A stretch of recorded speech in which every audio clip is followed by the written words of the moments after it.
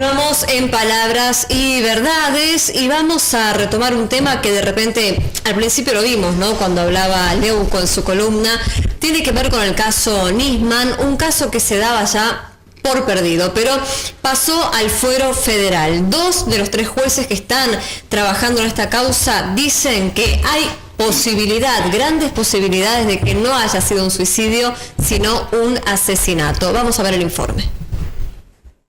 De un homicidio. A ver, uno de los jueces habla y desliza la posibilidad de que Nisman pudo morir en función de un vínculo económico o bien del cargo que ocupaba, y los otros 2 jueces hacen referencia, tal cual lo había dicho Palmagini, de que está vinculado con la función que cumplía, que es investigar el atentado a la AMIA. Por eso determinan que el caso Nisman pase a la justicia federal, y ahora, Lorena, será ante la Cámara Federal porteña donde recaiga la causa y se sortee qué juez se hará cargo de la misma.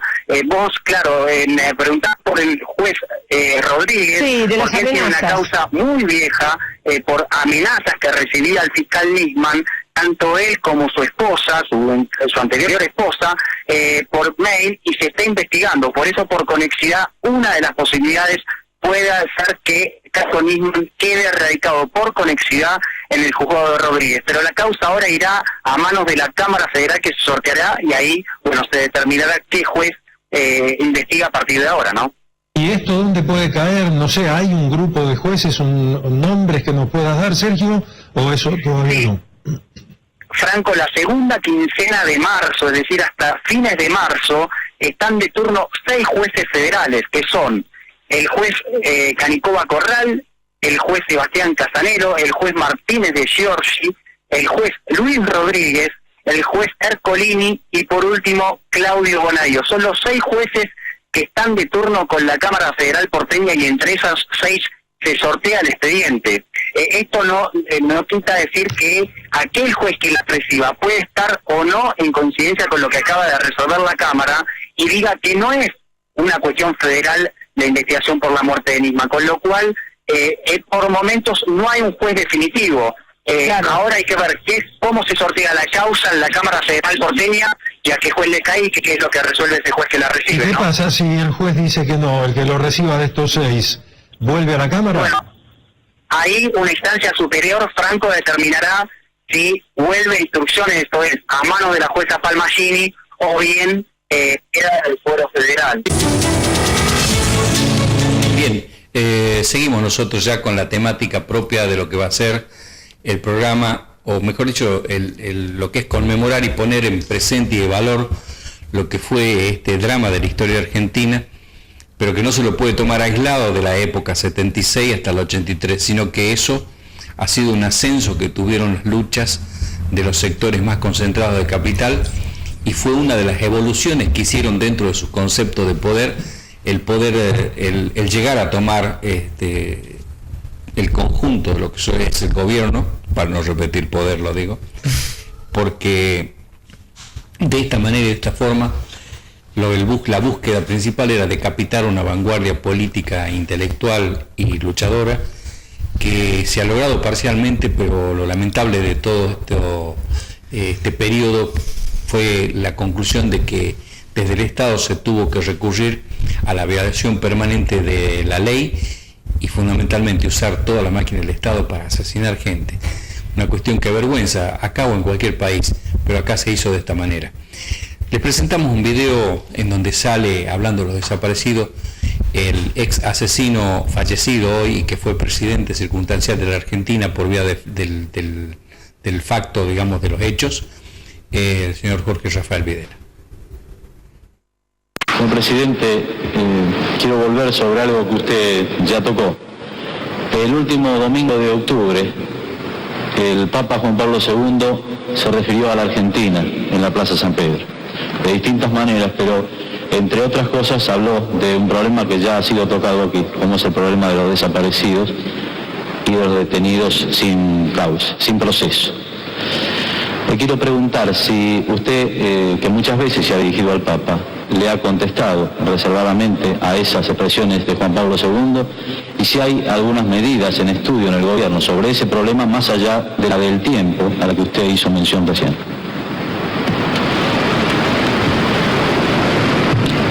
Por lo pronto, el Papa, cuando habla en esa circunstancia, habla al mundo, no le habló a la Argentina. Y habla en su condición de pastor. Y habla ejerciendo, más que un derecho, una obligación que tiene, por ser cabeza de una iglesia que hace del amor el eje en el cual gira su creencia, que es justamente el amor al prójimo, fundado en la dignidad del hombre. No tiene otra forma más que decir que hay que preservar la dignidad del hombre. De no haberlo dicho, en esa otra circunstancia, yo diría que hasta falta su deber de Estado. Y esa advertencia del Papa, en su condición de pastor, de instar a la dignidad del hombre, no está ajeno a nuestro sentir. Porque justamente para defender la libertad y la dignidad del hombre, la Argentina tuvo que enfrentar este tremendo problema de una guerra en la que pagó precio de sangre. Una guerra que no quisimos, que no declaramos, que nos fue impuesta. Y la Argentina, repito, los argentinos no tenemos nada que ocultar, ni nada que avergonzarnos en ese sentido, porque justamente eso ocurrió en defensa de los derechos humanos del pueblo argentino, gravemente amenazados por una agresión del terrorismo subversivo que pretendía cambiar nuestro sistema de vida, de un sistema de vida inspirado justamente en una visión cristiana del mundo y del hombre, en la que el hombre pueda arraizarse en plenitud, con libertad y con dignidad. Eso nos quería ser quitado. Y para evitar que nos lo quitaran, luchamos y pagamos sangre por los mismos derechos humanos que el Papa reclama. Entonces, primero, no estaba en mí, ni era necesario que yo hiciera ningún tipo de contestación. Porque a quien habló para el mundo, en cuyo contexto estamos colocados y participando en los mismos ideales, como gobernante no tenía nada que decir, porque adhiero a eso. Y como católico, mucho menos, porque no es más que ratificar lo que yo como católico también pienso. Salvo que hubiera sido una carta ratificatoria y de felicitación, pero no se puede felicitar a quien cumple con su deber. Marcar, a través de la luz del Evangelio, iluminar las acciones de los hombres. Es la función del pastor, y él la cumplía. Creo que queda una parte final de su pregunta. ¿Qué más se va a hacer? Sí, yo le preguntaba si había algunas otras medidas que pudiera estar estudiando el gobierno, porque el Papa en esa ocasión hizo algunas solicitudes, más allá de la referencia que usted hizo al tiempo como factor para solucionar este grave problema. Sí, señor. Y con una visión así cristiana de los derechos humanos, el de la vida es fundamental, el de la libertad es importante, también los del trabajo, de la familia, de la vivienda, etcétera, etcétera, etcétera. Si la Argentina atiende a los derechos humanos en esa omnicomprensión que el término derechos humanos significa.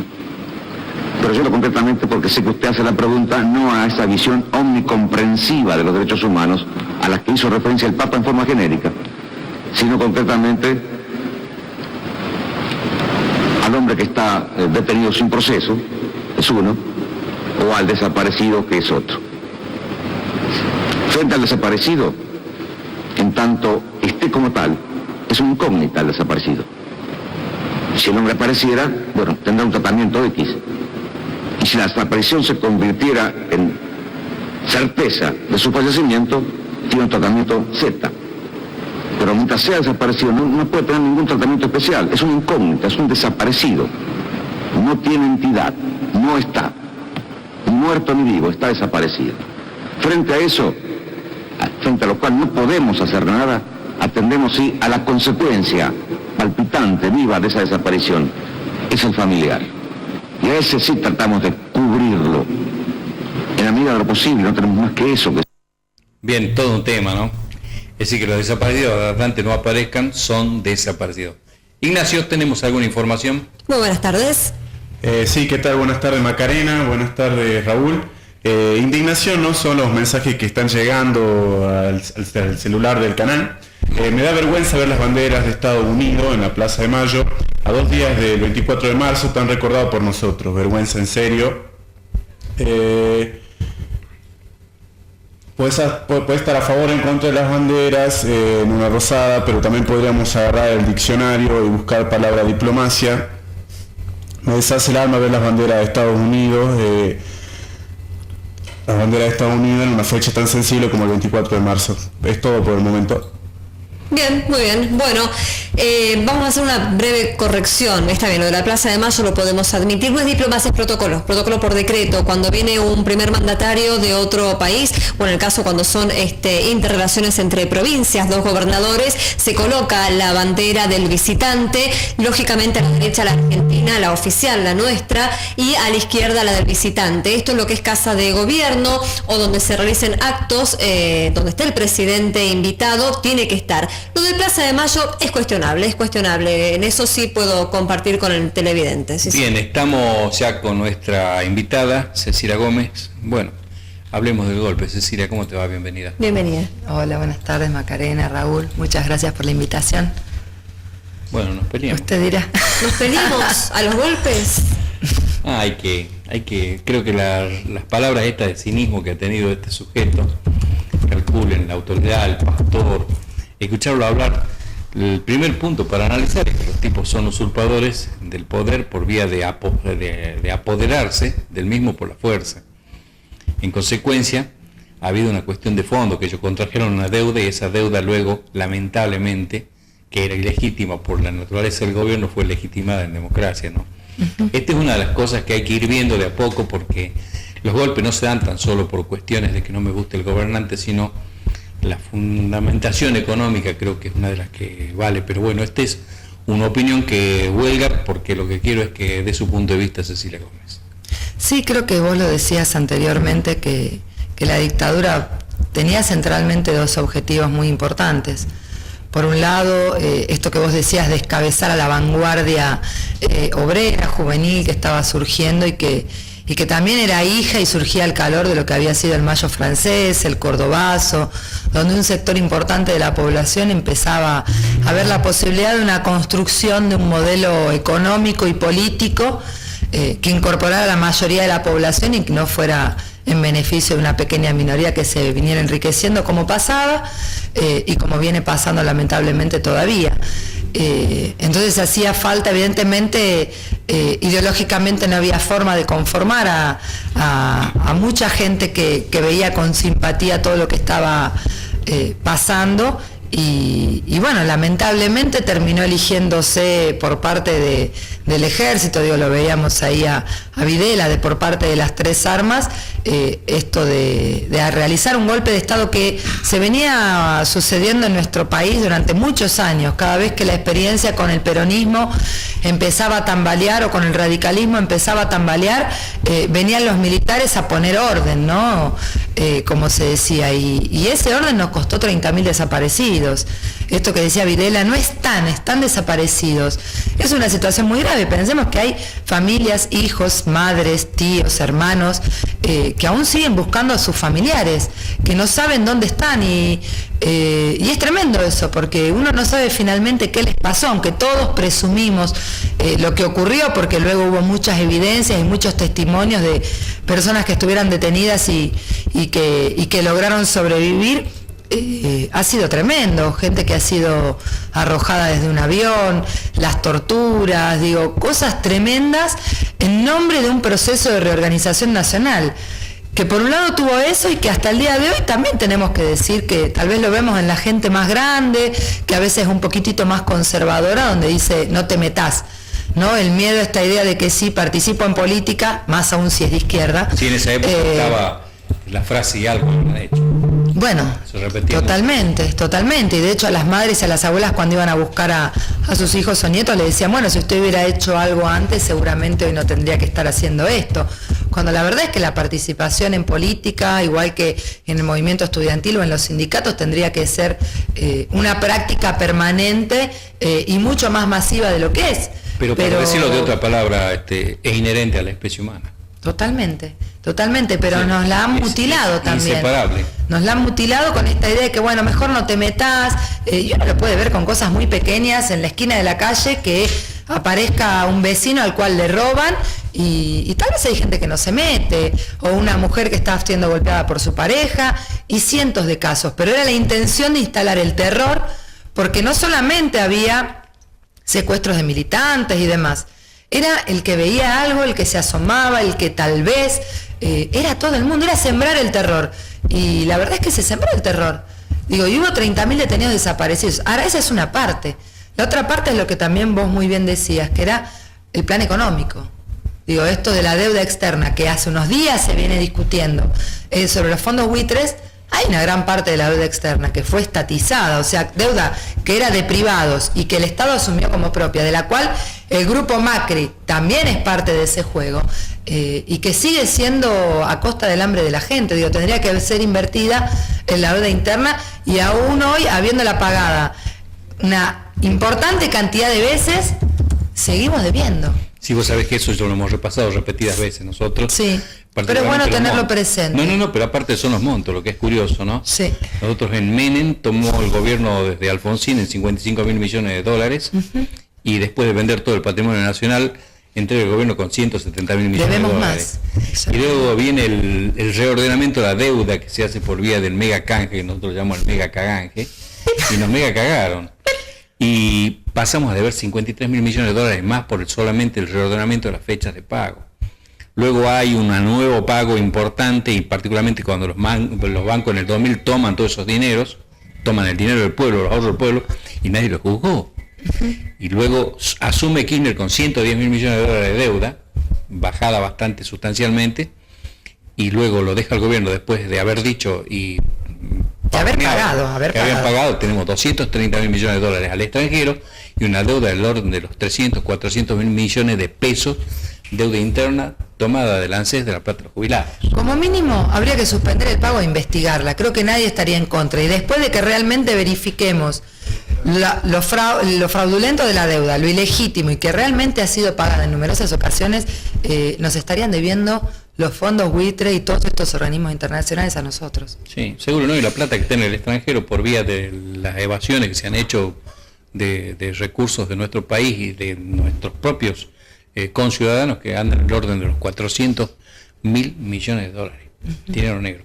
Vamos a otro video, Macarena. Muy bien, vamos a hacer un poco de historia entonces. Tenemos un material que lo hemos fragmentado porque es bastante extenso sobre lo que fue el 76 al 83, pero vamos a comenzar por esta primera parte. ¿Qué pasó entre el 76 y el 78 cuando hablamos del gobierno militar en nuestro país? Lo vemos.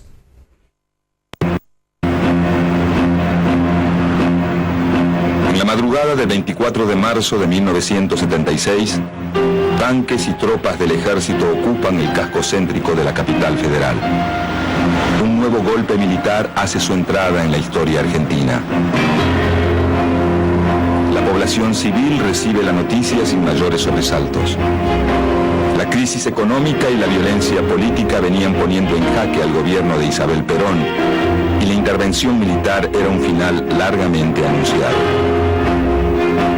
Los comandantes del golpe toman el poder con una clara misión: eliminar toda forma de participación popular que se oponga al proyecto político de las Fuerzas Armadas.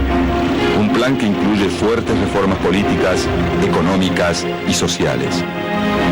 Para llevarlo a cabo, el nuevo régimen profundiza en los mecanismos represivos puestos en marcha durante el gobierno anterior, con la AAA y el Operativo Independencia, y lanza en todo el país una campaña de acción psicológica basada en el miedo y la censura.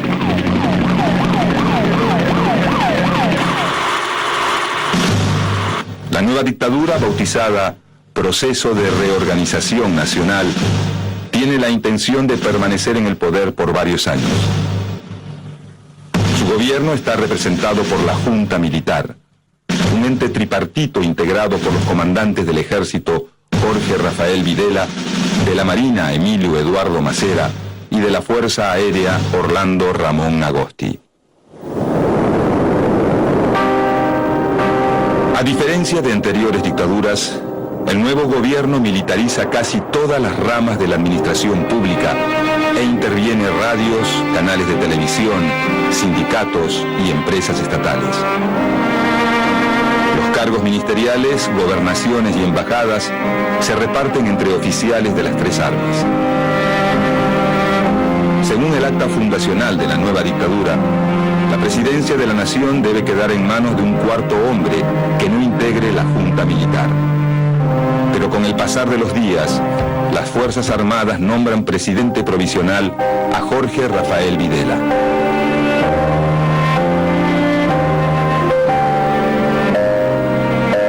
Esta designación echa por tierra las ambiciones presidenciales del almirante Macera, quien a partir de entonces comienza a rivalizar políticamente con el nuevo presidente. Con la asunción de Videla, la represión aumenta.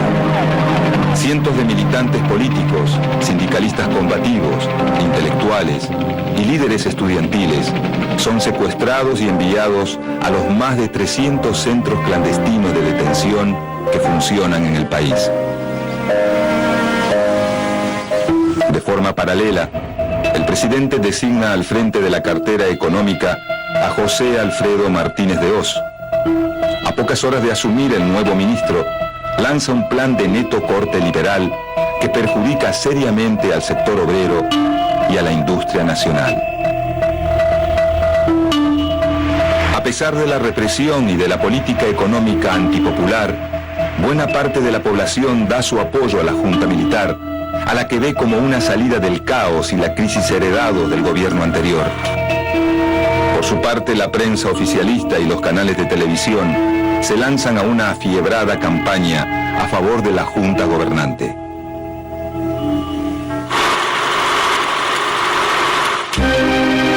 Llegado 1977, conviven dentro del gobierno tres grupos en tensión permanente. El liderado por el presidente Videla, que apoya con fuerza la política liberal de Martínez de Hoz y piensa en una futura salida democrática. El sector duro del ejército, representado por los generales Carlos Guillermo Suárez Mason y Luciano Benjamín Menéndez, que se opone con firmeza al plan del ministro de Economía y a cualquier intento de apertura política. Y la facción conducida por Macera, quien también rechaza el modelo de Martínez de Hoz y se ve a sí mismo como líder de un espacio político propio ante un posible llamado a elecciones. Pero la disputa va más allá del liderazgo político y el rumbo económico. El reparto de privilegios y beneficios de la función estatal aviva las tensiones entre los tres bandos. Mientras la pugna por el poder crece, un nuevo frente de conflicto se abre para los militares. Bueno, esta es la primera parte del material que tenemos para usted en el día de hoy. Cómo comenzaba todo, cómo se gestaba. Igualmente falta la parte anterior, ¿no? Lo que fue la llamada guerra sucia, ¿no? Esto no lo tenemos para mostrar en este momento, pero empezaba todo con eso también, ¿no es cierto? Y aquí viene mi pregunta hacia ti. Comienza en el 70 la llamada guerra sucia, donde muere muchísima gente de las Fuerzas Armadas, y luego empieza a suceder lo que veíamos recién, los hechos históricos de lo que fue el gobierno militar. ¿Qué pasó en el medio? Pasa que en realidad, digamos, la dictadura empieza el 24 de marzo del 76, pero la realidad es que antes de la dictadura operaba la AAA, ya desde el gobierno de Perón, con Isabel Perón y demás, Perón vivo. Entendamos que en una reunión convocada en Gaspar Campos, en donde Perón convoca a los distintos sectores de la suboficialidad y retirado de las distintas fuerzas, les dice: ustedes tienen la obligación de defender a la patria, porque estamos en un peligro de institucionalidad y de cuantas cosas más que se dicen dentro de la batería de los fuegos artificiales orales que se usan. Y luego de ello le dice: yo los dejo con Lópezito y él lo va a enterar de lo que vamos a hacer. Lópezito era López Rega. Ese fue el acto oficial del lanzamiento y puesta en escena dramática para nuestra sociedad de lo que fue la tristemente conocida como Triple Alianza Anticomunista Argentina. Qué tema, ¿no? Que dejó un tendal importante de muertos. De hecho, nosotros, que antes de ser MST, en la época previa a la dictadura, éramos Partido Socialista de los Trabajadores, PST, tenemos muchos compañeros que han sido asesinados por la AAA y de distintas organizaciones y de distintas actividades. La verdad es que nosotros disentimos con el tema de la guerra sucia, igual que la teoría de los dos demonios, porque en realidad es un intento de estos genocidas de poner en un pie de igualdad acciones de organizaciones guerrilleras que nosotros no compartimos, porque nosotros creemos que todo se hace con el movimiento de masa, se hace con la gente, acompañándola. No creemos que un pequeño grupo de iluminados sea el que cambie el rumbo del país, sino que creemos que tenemos que dar la pelea por convencer a la mayoría de la población para eso. Ahora, una política equivocada no tiene por qué terminar en una masacre y en un genocidio como terminó en nuestro país y como terminó en gran parte de Latinoamérica, en Chile, en Brasil. Digo, uno recorre Latinoamérica y no es casual. ¿Qué pasó? ¿Todos se habían puesto de acuerdo? No, era una política del imperialismo para Latinoamérica. Ahora, a esos guerrilleros no tuvieron derecho a un juicio justo, no tuvieron derecho a nada, fueron masacrados. Ahora, no solo los guerrilleros, los compañeros nuestros, que eran trabajadores, la mayoría jóvenes, compañeros de 16 años, 17, 20 años, fueron masacrados por la AAA. Eso no fue una guerra sucia, fue un genocidio, por eso ha sido reconocido. Y la realidad es que nuestro país es el único país en el cual hay abuelas de Plaza de Mayo, madres de Plaza de Mayo, y donde a 40 años del genocidio va a haber manifestaciones en todas las plazas del país, porque no hay olvido y no hay perdón, y no hay reconciliación. Hoy escuchamos la teoría de los dos demonios de vuelta y la guerra sucia, al igual que decir, bueno, hay que perdonar. Acá no hay nada que perdonar, no hubo errores, no hubo excesos. Te interrumpo, porque si habría que perdonar, por caso que me pidan perdón a mí, tendría que primero haber un reconocimiento de qué es lo que se ha hecho. Porque para perdonar tiene que el culpable pedir perdón, sí, porque yo lo hice, sería esa, digamos.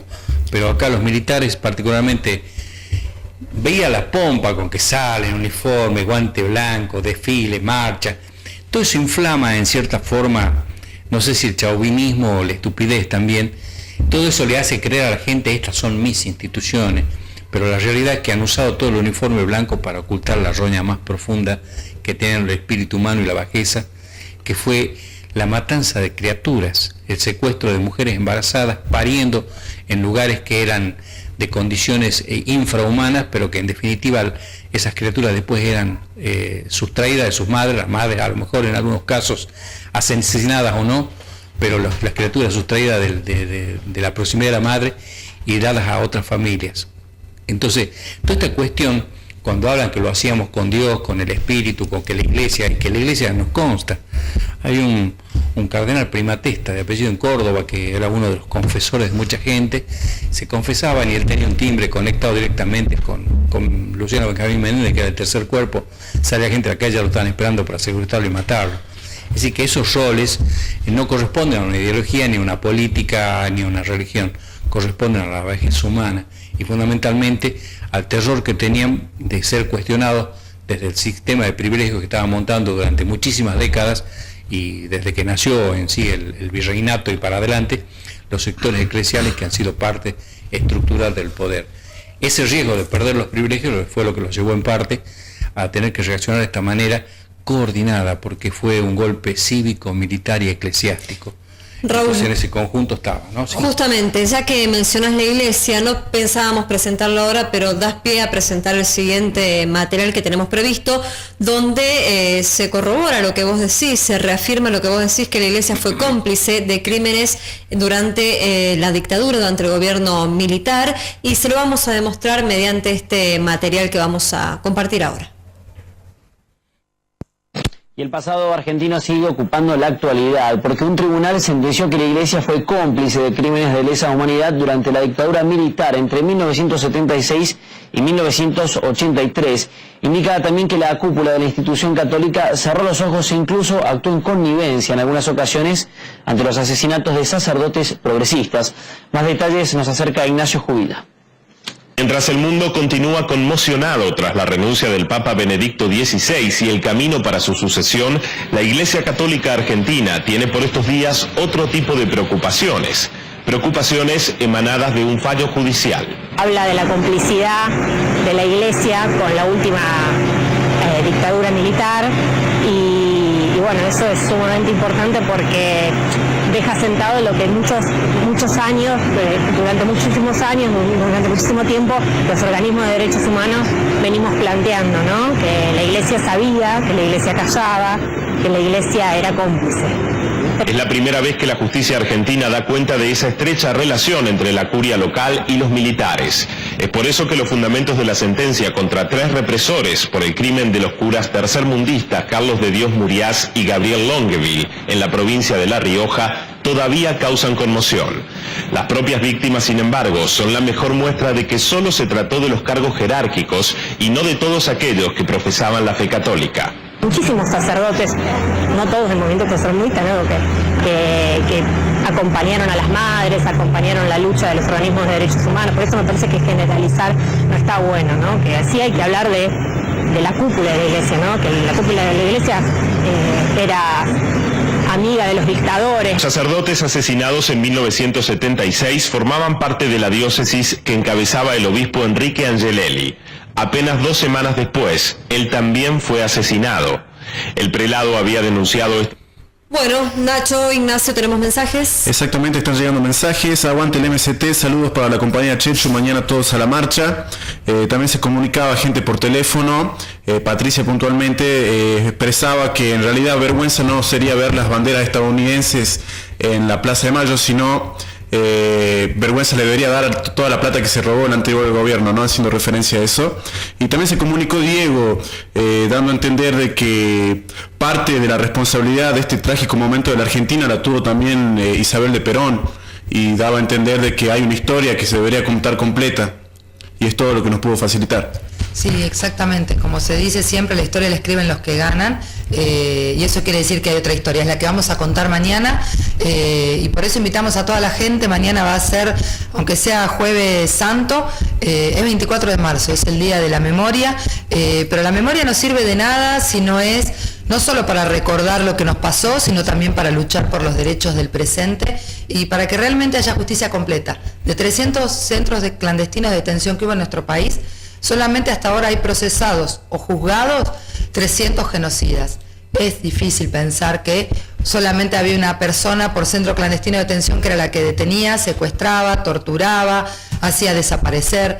Entonces tenemos que ir por lo que falta y también por construir la herramienta que nos permita construir esa Argentina con la que soñamos. Entonces, invitar a toda la gente, a vos que estás del otro lado, es una marcha para ir con la familia, para ir con los chicos, con la pareja, con los tíos, los abuelos, con todo el mundo, porque no olvidamos, no perdonamos, no nos reconciliamos, pero si eso no lo decimos mañana a las 4 de la tarde en la Plaza 9 de Julio, no sirve de nada que lo digamos en la casa, porque no va a alcanzar para que quienes son los responsables de ejecutar esto por lo que estamos peleando, que es justicia completa, realmente lo ejecuten. Así que los esperamos mañana a las 4 de la tarde en la Plaza 9 de Julio. Los compañeros del MST nos vamos a estar concentrados a esa hora en Jujuy y Alvarado para ir todos juntos con el resto de las organizaciones y los familiares de detenidos desaparecidos también en la Plaza 9 de Julio.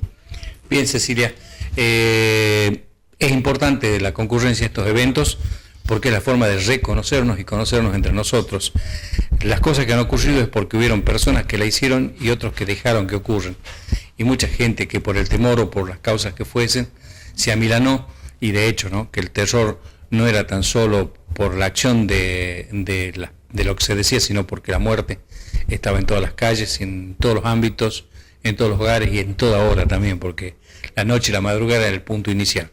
Bueno, los dejamos de este tramo y nosotros nos despedimos con Macarena, pero tenemos nosotros que llevar adelante la segunda parte del programa, que va de 20 hasta aproximadamente las 21, en donde vamos a ver los videos de Miriam Quiroga, ya saliendo de este tema, la amante del expresidente Néstor Kirchner, en donde está contando varias cosas que son más que interesantes para recuperar y bajar del pedestal a quienes poner en los grandes conductores de la causa americana, cuando en realidad han sido conductores fundamentalmente de su gloria económica, ¿no?, en base a la tragedia que vive nuestro país al momento en donde tenemos una deuda que es tremenda y esa deuda permanentemente legitimada por estos gobiernos, porque en toda la negociación los que intervienen en la misma quedan con los dedos embarazados de tanto dinero que les queda a ellos en contra de nosotros. Y luego de Miriam Quiroga también Margarita Stolbizer, que estuvo participando en el programa Animales Sueltos anoche, bueno, ya hoy a la madrugada. Pero antes de despedirnos, Ignacio, llegó un mensaje más, un llamado más, ¿puede ser? Sí, se comunicaba María, también de acuerdo, ¿no?, con que la historia se debería contar completa en todos los medios. También expresaba que este es uno de los medios en el que ella ve que se intenta llegar a la verdad desde algún tipo de punto, ¿no? También, bueno, ella aclaraba de que en esta parte del proceso también a los que llamaban subversivos tenían responsabilidad también y generaban hechos de violencia en las calles en ese momento, que estaban de alguna manera afiliados a algún tipo de partido político, a alguna ideología, se cometían por culpa de ese fanatismo otro tipo de horrores y de lo cual de historia nadie cuenta, ¿no? Sí, me imagino que te referirás a la cantidad de subordinados de las fuerzas que también fallecieron durante la dictadura militar, ¿no es cierto? Debe ser eso a lo que se refiere María, porque es verdad, y cerrando, ¿no? Cecilia, también falleció mucha gente de la fuerza y a veces no se cuenta esa parte, ¿no? Bombas que se ponen en vehículos, bombas que se ponen en casas de oficiales de la no digo oficiales, subordinados de la policía, de gendarmería, de la fuerza que sea, que también perdieron su vida, ¿no es cierto? Sí, pero la verdad es que no hubo juicio justo para ninguna de esas acciones. En realidad eso fue una buena excusa, por eso nosotros no acordamos con ese tipo de acciones foquistas, porque creemos que en realidad no logran lo que necesitamos, que es que el convencimiento de la gente, para lo que decía Raúl, no dejar hacer, salir a la calle y hacer nosotros lo que realmente creemos que hay que hacer. No es a partir de ese tipo de acciones. Ahora la realidad es que eso sirvió lamentablemente como muy buena excusa para después dejar 30.000 compañeros detenidos desaparecidos. Bien, bueno. Gracias, Cecilia. Sí. Bueno, yo antes de ir al corte y luego a proseguir con estas últimas dos etapas de nuestro programa del día de hoy, los invitamos a ver la historia oficial que se va a proyectar mañana, bien sea a la madrugada, después de repetirse este programa, después de las 2 de la mañana, va a estar la historia oficial puesta en pantalla, en donde por vía de la dirección de Luis Puenzo se hizo una buena pieza fílmica que ahora fue transformada a 4K y consecuentemente cuenta con mucha calidad. Pero independientemente de ello, para dar un cierre a la idea de la violencia no la inicia quien se defiende de la agresión más grande, que es quitarle el derecho a una vida próspera. En consecuencia, la violencia que se generó acá también venía de la mano de muchísimas represiones, el cierre de los ingenios en Tucumán, y cuántas otras acciones que han habido desde la política que tuvieron como único objetivo concentrar los privilegios sobre muchísimas menos manos y desparramar la miseria sobre muchísimas más personas. Eso fue una violencia que engendró otra violencia, que podemos justificarla o no, pero no podemos ver la violencia como si hubiera sido un hecho espontáneo que se generó producto de un alucinamiento, sino que hubiera un montón de factores económicos, sociales y supresivos de los derechos generales de las personas, que llevó a que se entablara y comenzaran mentes que, si uno los lee un poquito, alcanzaría a comprender de qué se trató, porque eran mentes totalmente lúcidas que tienen toda una justificación política, aunque no nos agrade, para hacer lo que hicieron, fundamentalmente motivados por la represión permanente a los intereses y al derecho a la superación en la vida de las clases populares. Raúl, antes de retirarnos, ¿sí? Continúan llegando mensajes. Gente que requiere saber cuándo y a qué hora es la marcha que va a realizar el MST.